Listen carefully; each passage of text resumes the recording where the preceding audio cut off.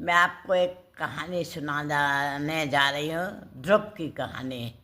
अब जिस समय समय से जो याद आता जाएगा सो कहते जाएंगे हम। तो वो क्या है कि सुनीति और सुरुचि दो राजा की रानियाँ थी।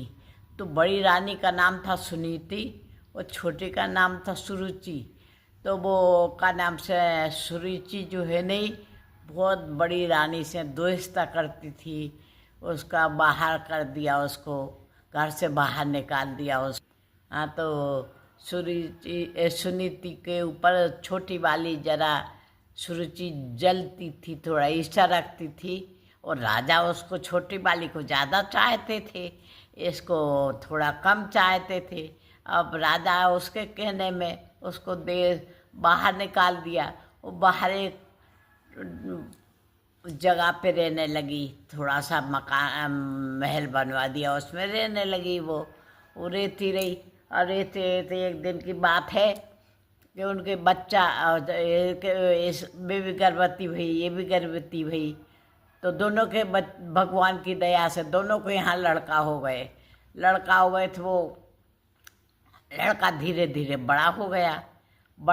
तो एक दिन मम्मी से बोला, हाँ, वो खेलने गया तो बच्चों ने बोला, अरे भग तू, बगैर बाप कहे तेरा तो बाप ही नहीं है, तू का बाप की बात करे। बच्चे लोग बात अपने अपने पिताजी की बात कर रहे थे, तो वो भी उनके पास सुनने लगा, बोले तेरे तो बाप ही नहीं है, तू क्या बात करेगा।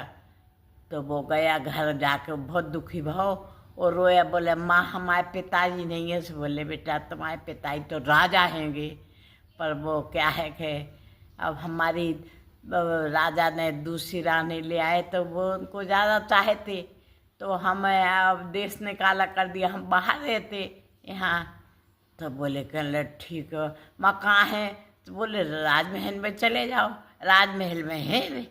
तो बोले मैं तो जाऊँगा पिताजी से मिलने। तो ठीक है चले जाओ। वो चले गए तो वो बैठी थी, राजा नाश्ता वास्ता कर रहे थे और लड़का को गोदी में लिए थे, उत्तमपाद को गोदी में लिए थे। अब जे यहाँ से पहुँचा तो उसने कहा पापा, पिताजी। तो पहले पापा कहाँ कहते थे, बोले पिताजी।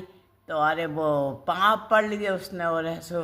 तो राजा ने उठा कर एक गोदी, एक टाक पर उसको बिठा लिया, एक उसको बिठा लिया।